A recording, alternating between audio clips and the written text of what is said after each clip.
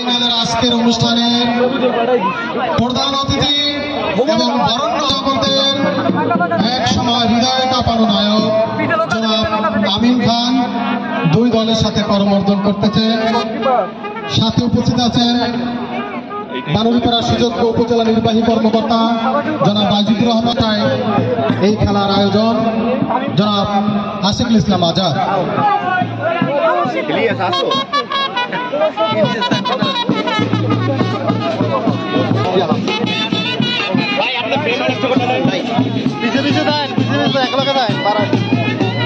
sorry ভাই